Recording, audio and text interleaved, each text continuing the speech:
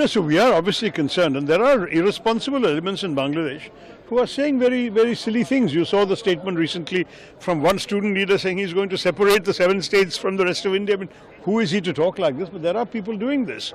And therefore, we are very conscious that there are such elements running loose. And we hope that there will be some constructive action by the authorities to ensure that the fundamental interests of India are not harmed within Bangladesh, just as we will also take care to ensure that we are supportive of stability and peace and democracy in Bangladesh. Sir.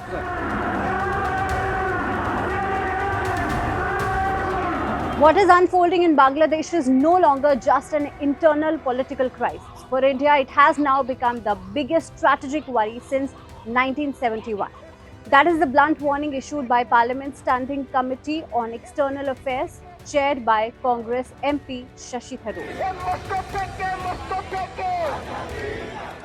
And now because of this violence, they've had to shut down 2 of the visa centers, which is a disappointment because Bangladeshis who want to come to India, they are the ones who've been complaining that they're not getting visas as easily as before.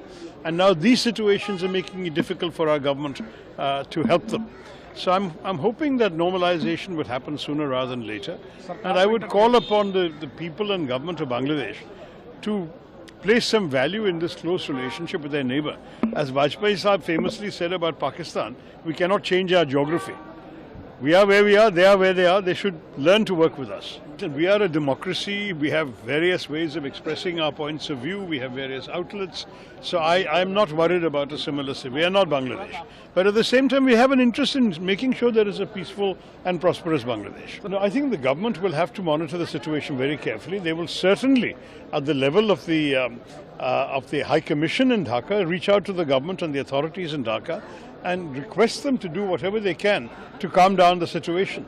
It is not at all welcome that our Assistant High Commission, which is like the name given to our consulates in smaller towns, Rajshahi, Khulna and so on, that they should be affected by these protests. It is also the responsibility of the host government to ensure that our facilities are protected and are safe. I think both sides should have an interest in maintaining a good relationship, and we should work to ensure that. No, so we are obviously concerned, and there are irresponsible elements in Bangladesh who are saying very, very silly things. You saw the statement recently from one student leader saying he's going to separate the 7 states from the rest of India. I mean, who is he to talk like this? But there are people doing this. And therefore, we are very conscious that there are such elements running loose. And we hope that there will be some constructive action by the authorities to ensure that the fundamental interests of India are not harmed within Bangladesh, just as we will also take care to ensure that we are supportive of stability and peace and democracy in Bangladesh. Sir. The timing of the warning is striking. The committee's findings were presented just hours before fresh violence erupted across Bangladesh. Student leader Sharif Osman Hadi, who rose to prominence after the 2024 uprising, died after being shot earlier this month.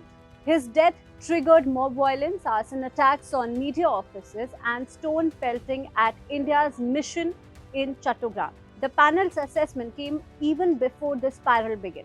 The first key point made by the committee is stark. It says India faces its greatest strategic challenge in Bangladesh since the liberation war of 1971.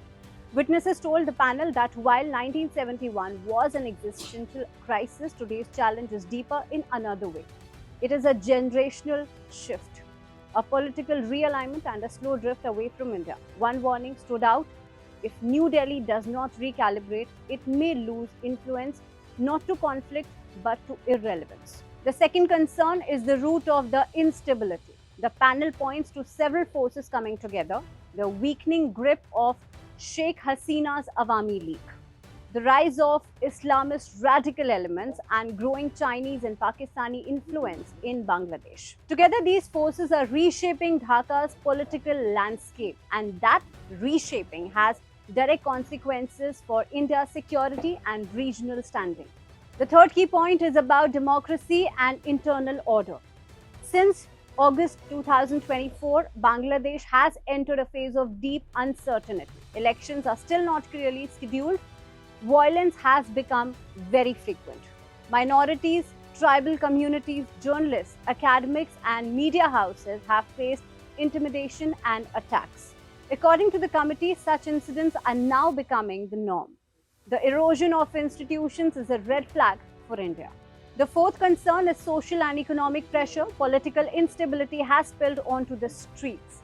Protests have spread across the country. And at the same time, inflation is rising, the economy is slowing, global pressure have made things worse. This mix of political anger and economic stress is very dangerous. It creates space for radicalization and uncontrolled unrest. The fifth point focuses on India's responses. The committee notes that the Ministry of External Affairs is maintaining engagement with Bangladesh's interim government. But India's approach is people-centric, not regime-centric. New Delhi is trying to insulate bilateral ties from Bangladesh's internal turmoil. And at the same time, India has flagged serious concerns: illegal immigration, radicalization, extremist rhetoric against India's sovereignty, and attacks on minorities. India's Foreign Secretary has underlined that the legacy of 1971 still matters. It remains the foundation of the relationship. But he also acknowledged a growing challenge. Vested interests are trying to raise that history and push a counter-narrative. The message from the panel is very clear. Bangladesh is at a crossroads, and what happens there will directly shape India's security, diplomacy, and regional balance. This is not a crisis India can afford to ignore.